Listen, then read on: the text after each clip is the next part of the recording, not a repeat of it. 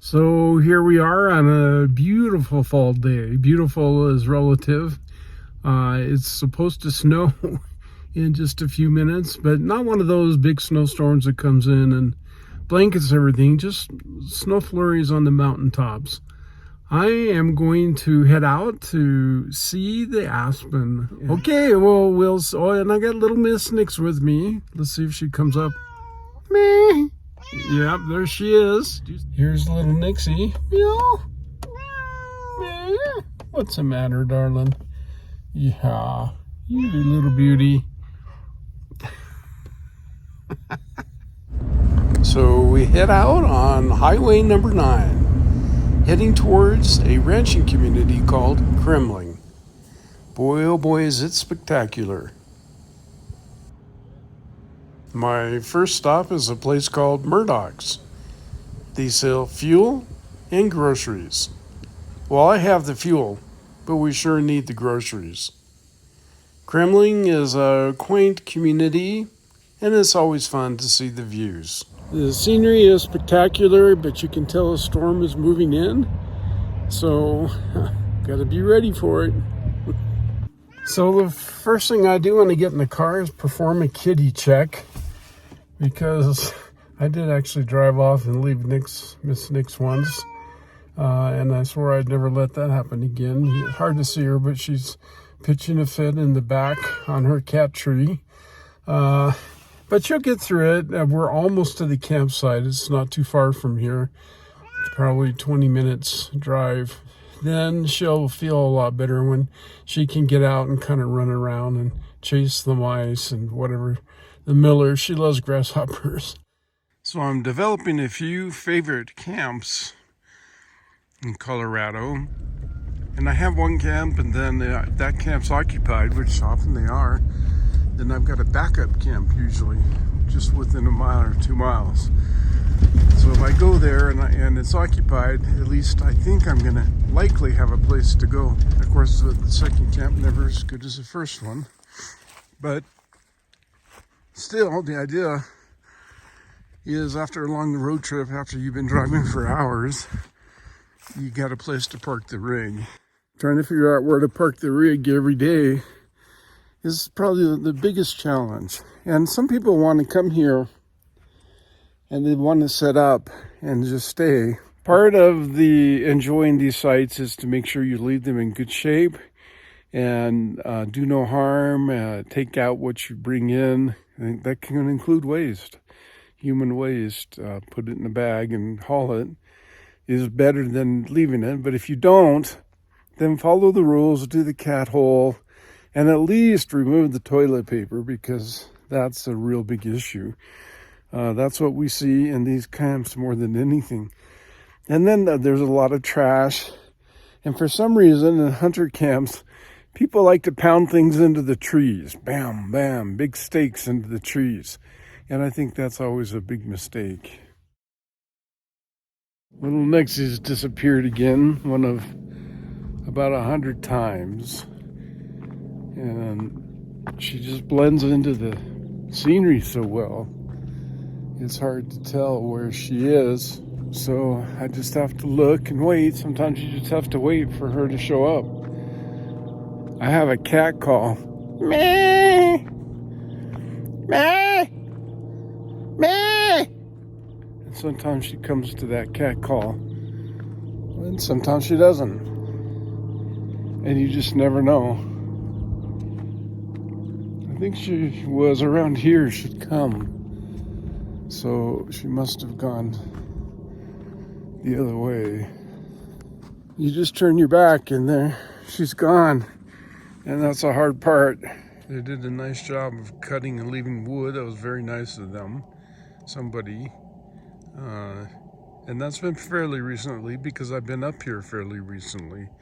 I've been up here, I don't know, 2 weeks ago. So in the last 2 weeks, somebody came up and enjoyed it so much they left all that wood. Can you see the kitty? Is there a kitty in there? Is there a kitty in there?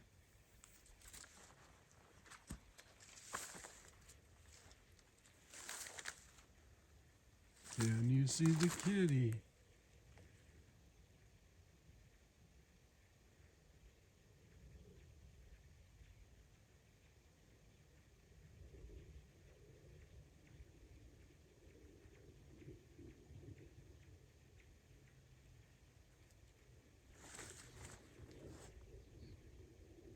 Is there a kitty in there?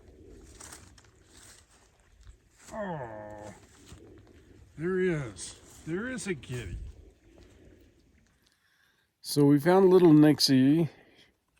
She wasn't responding to calls, which usually she does, but this time she didn't. She was chasing a squirrel under a log, and I guess that's got to take priority. But it teaches me I need to keep a closer watch for her. Hard to tell, but that mountain way over there is Mount Sopris, and we were just at the base of Mount Sopris a few days ago. A spectacular mountain. Everybody says, "What's that on your lip, Tim?" Well, Nixie was jumping seats and she caught me with a claw. I know she didn't mean to do it, but that's what happens when you have cats and they jump around the car a little bit. I had so many things to keep me busy in my previous life. They were just the most important things. I just couldn't darely miss them. And my whole world was wrapped around them. Court appearances, just a million things that you do when you're in the business world. Other things in life, like making a special dinner or just whatever it was. I had so many things I just couldn't do without. And right now I'm without, and that I don't need any of that. And life is so much simpler sitting around this campfire, not really doing anything, at least not feeling the pressure of getting the things done. Instead, I'm here soaking this up. And this is so spectacular to soak up. It's really something. So, the whole idea behind van life, I think, it's life. It's living anyway. And you're going to have all the problems in life that you had before. You're going to have family problems, and you're going to have money problems, and you're going to have challenges, flat tires, and you're going to have other things that go on in your life. I'm watching Nick's over here. And you're going to have people you meet, and you're going to think, wow, it's really sad we have to say goodbye, but they're going that direction, and I'm not. And those kinds of things happen. So life continues on, but the quality of life, I think, is very different. It's the same life in a way. It's me and my life, but I'm not having to worry about as many things as I used to worry about. And I'm in such stark beauty and really enjoying being here and not having to go to sleep wondering, well, what happens if that happens, and how do we fix this problem? And I just got tired of it. Being part of that rat race, it's just not me. Other people can if they want. Good for them. And it's a right place for a lot of people if you're into that life, but I just wasn't. And getting out of it has made my life so much more stress-free and happy. Can you see the cat?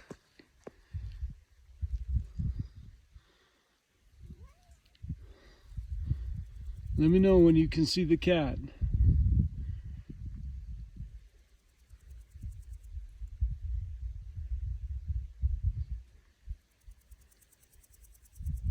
Would love to golf tee. Cats. We'll throw that away. There's toilet paper here, which I don't even want to touch that. Can you blame me?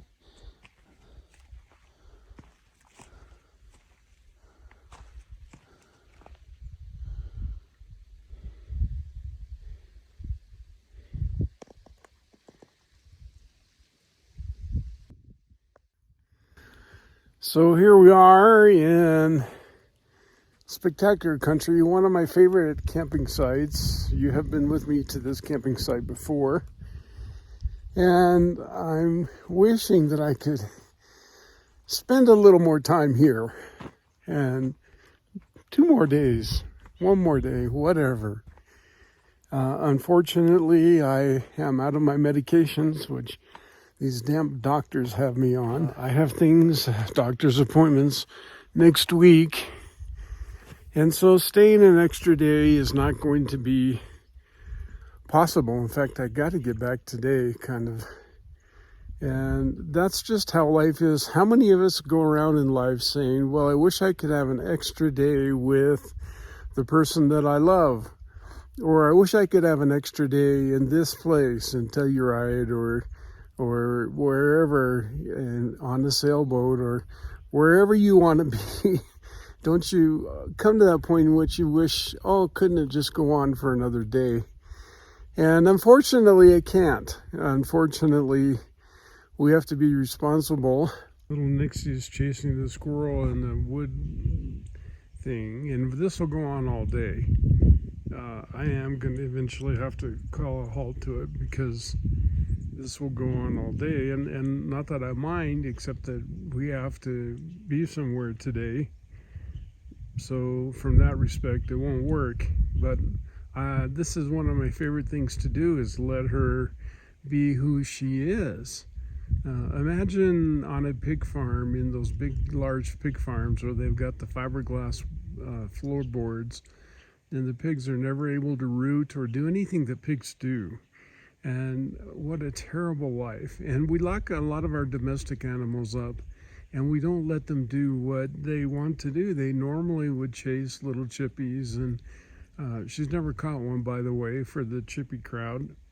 And I don't want her to catch a chippy. I really don't want her to catch a chippy because they have the hantavirus and who knows what they might have. But I really enjoy watching her try. And that's what she was put on this earth to do, was hunt. It's her most natural and basic instinct.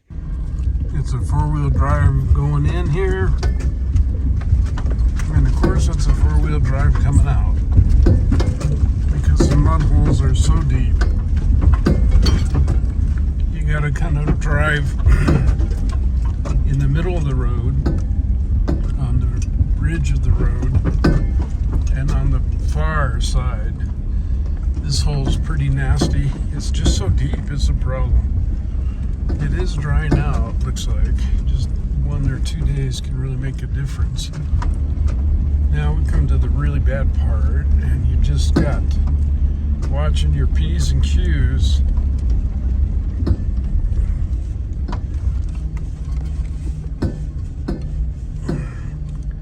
Where you really want to be is up. And it's hard to get up.